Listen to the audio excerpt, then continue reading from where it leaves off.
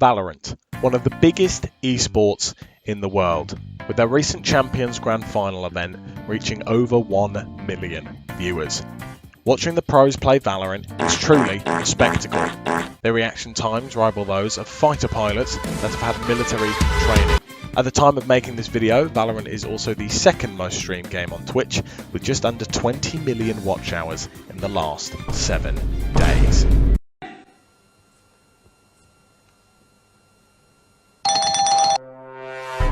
It is clear that with over 200 million quintillion years of game design, Riot know how to make popular games.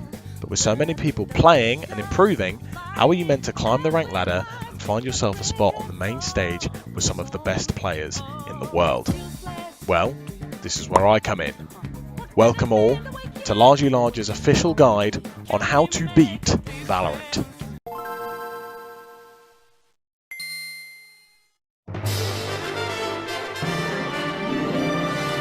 In this guide, we're going to take you through the fundamentals of a Valorant game, what agent you should play depending on how you like to play other games, and we're even going to talk about how to communicate in-game like a pro.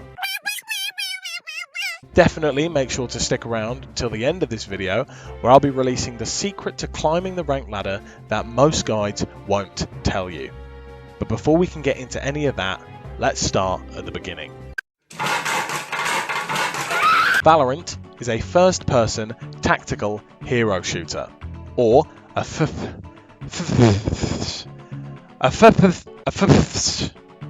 which basically means the guns do the same thing, but the characters, or agents, do different things. You want to play, you want to play. Agents are broken down into 4 categories: duelists, sentinels, initiators, and controllers.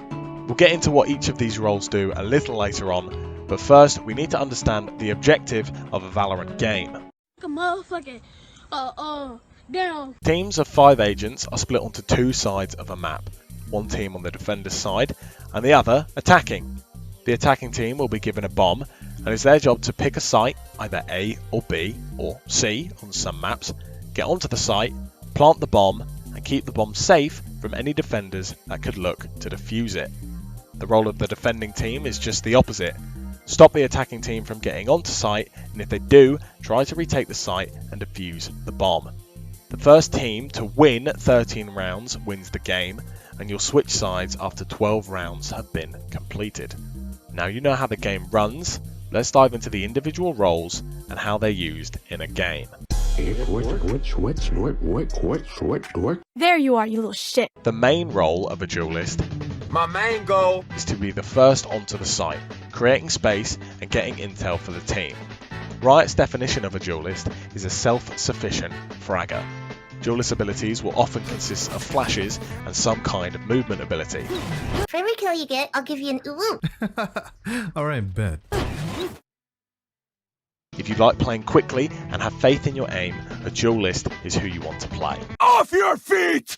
These guys are a little bit like duelists. Oftentimes they will have some sort of ability to blind the enemy agents, but initiators also have the ability to reveal where an enemy is on the site. I will find you. If you like playing aggressively but you aren't too confident in aiming yet, an initiator is a great place to start. You want to play? Let's play. Sentinels are great at locking down sites and keeping their teammates safe. Certain Sentinels are so defensive that they can hold a site completely on their own.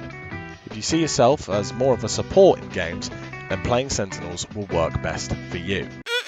Too stupid. Winning the game without at least one controller on your team is very, very difficult. Controllers have the ability to slice up the map using smokes. Smokes can make pushing into or defending a site 1 million times easier, but you can also fuck up your team as well. If you're really not confident with your gunplay, learning smokes might be the way for you. Now you've picked your role, let's talk about gameplay. Absolute bargain basement, $3.99 Vin Diesel. You load into your first round of Valorant, you'll likely see everyone buy a little pistol with a silencer on it. Don't panic, pressing B opens up your shop. Valorant's economy is a massive part of the game, so pay close attention. At the start of the game, you'll be given 800 credits. You can use these credits to buy guns, armor, and abilities for your agent. If you survive the round, you'll get to keep anything you didn't use and your ammo for the gun will be replenished. For example, if you win a round but you lost your armor and used one flash, you will have to rebuy the armor and the flash you used, but you will not have to rebuy your weapon. Depending on how many kills you get and whether or not you win the round will determine how many credits you get for the next round. Sometimes teams will purposefully buy cheaper and weaker guns to ensure everyone on the team can buy a better gun for the next round. You can also only hold a maximum of 9,000 credits per player, so if someone on your team is looking a little bit broke and you have enough credits to buy your guns, armor, abilities and subscribe to Largely Large on Twitch, then maybe help your teammate out and buy them a gun. Now you've bought your guns, armor and abilities, depending on your role, you might need time to set some things up. If you decided to learn the role of a sentinel, this time is very important for you. As I mentioned before, sentinels can hold down a site incredibly well, but only if they put their equipment in the right places. Learn where putting your stuff works best for each map, and don't be afraid to get a bit inventive. The unpredictability of a new player can sometimes be their best asset. Now, it's time to start the round. This guy got hit by a shotgun. Valorant's aiming system is different from a lot of class-based shooters. Aiming in Valorant is similar to games like CSGO. If you move and shoot, your spray will be random and spread much wider than normal. However, if you stand completely still, your aim will be much more accurate. Most guns will have some sort of spray and recoil, so tap firing is much more reliable than holding down mouse 1 in the direction of an enemy and praying. You'll also notice that you can hear footsteps from quite far away. You can trade speed for surprise by holding shift to make you walk. While walking, your footsteps will be completely silent. However, you will move at a much slower pace. Learning when to run and walk is very situational and will just take a bit of time to learn. I would stick to walking until you know you are safe, and then you can fasten those J's up and get a move on.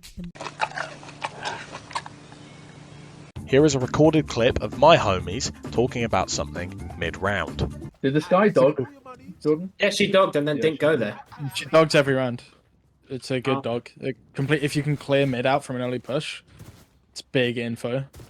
To the untrained ear, this could sound a bit strange, but what everyone is talking about is the character Skye using her ability to find people out of the middle part of the map.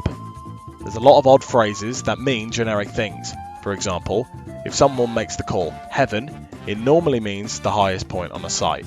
If someone calls long, it will mean the longest sight line to get onto the point. And if someone calls something like tree, you can bet there'll be some kind of greenery in that place. When you're learning the game, these calls can be super confusing, but once you learn the maps, they're pretty self-explanatory. There is no question that Valorant requires a high level of skill, with 42.9% of players sitting at silver.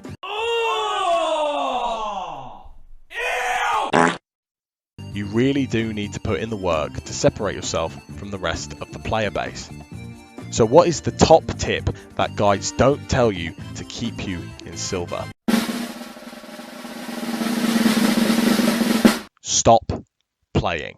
I know that sounds stupid, but hear me out. What I've found with most games, and with a lot of my friends, is that if you lose the first 2 or 3 games, you are likely to lose more. There is a lot of psychology behind taking a break, and we use it a lot in work. So, why can't we for hustling and ranked?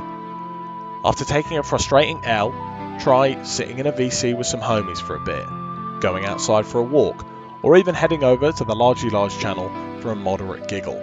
These are all great ways to clear your headspace and reset your mental for the next game. Being frustrated in a game is never helpful. If you've just lost 3 in a row, and now your cipher's trying to tell you that you did something wrong, you are way more likely to think they're calling you out for being trash at the game, and you will not take in potentially good advice. Valorant is a super fun game, and when you have a full team that communicates well, lifts each other's spirits when things are going wrong, but equally gasses you when it goes right, winning can seem easy. But more importantly, losing doesn't feel that bad either. Be the person in-game you would want on your team. Take that quick break, go follow Largy Large on Twitch, come back refreshed and ready to captain your team to victory. Thank you for watching another Largy Large official How to Beat guide. If you enjoyed this video or somehow learned anything from this guide, make sure to give this video a thumb and consider subscribing. It really would mean the world to me. If you want to support me further, the best way to do that is to head over to my Twitch and press on these buttons here. We are on a mission at the moment to get 75 followers on Twitch and 100 subscribers on YouTube before my birthday, September 6th. So if you want to join the Egg Den, we would be more than happy to have you. Thanks again for watching, and I'll catch you in the next one.